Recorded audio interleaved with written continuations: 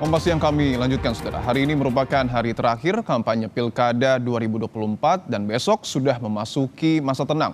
Jelang pemungutan suara Pilkada pada 27 November nanti, sejumlah pihak mengingatkan agar aparat pemerintah dan TNI Polri bersikap netral.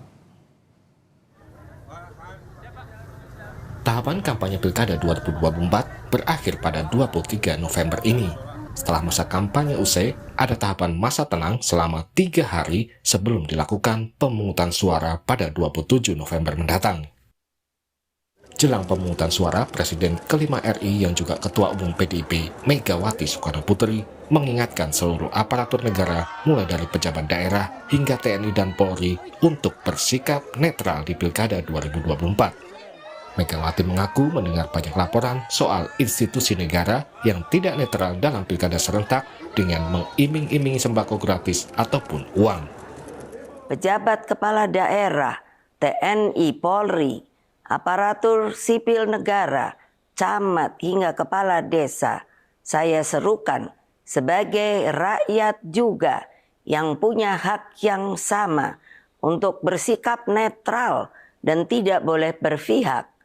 Ingat bahwa Mahkamah Konstitusi telah mengambil keputusan yang sangat penting bahwa aparatur negara yang tidak netral bisa dikenakan sanksi pidana.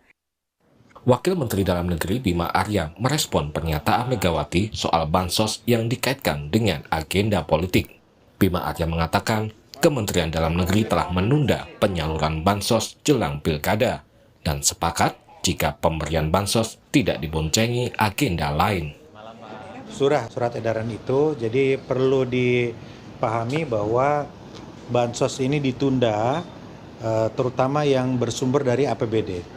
Artinya apabila ada program-program kementerian yang memang tahapan penyalurannya itu membutuhkan kesegeraan gitu, itu masih bisa berjalan ya, tetapi tentunya kami garis bawahi harus dilaporkan begitu ya. Jadi intinya bansos yang bersumber dari dana APBD ditunda sampai waktu pemungutan suara.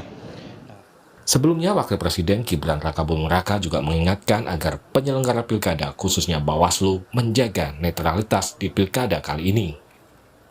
Gibran meminta agar Bawaslu dapat bersikap tegas, adil, dan tidak tebang pilih dalam menjalankan fungsi pengawasan. Bawaslu dapat bersikap tegas, adil, dan tidak tebang pilih dalam menjalankan fungsi pengawasan untuk terus menjaga netralitas sehingga pesta demokrasi ini dapat berjalan lancar. Pilkada serentak 2024 akan digelar di 37 provinsi, 415 kabupaten, dan 93 kota. Pilkada diikuti 1.557 pasangan calon kepala daerah. Masyarakat akan mendapatkan 2 kartu suara untuk memilih calon gubernur dan wakil gubernur, dan calon wali kota atau bupati, dan calon wakil wali kota atau calon wakil bupati. Surat suara pemilihan gubernur dan wakil gubernur berwarna merah, surat suara bupati dan wakil bupati berwarna biru muda, sedangkan untuk pemilihan wali kota dan wakil wali kota berwarna hijau. Berbeda dengan daerah lain, di Jakarta pemilih hanya akan menerima 1 surat suara untuk memilih calon gubernur dan wakil gubernur.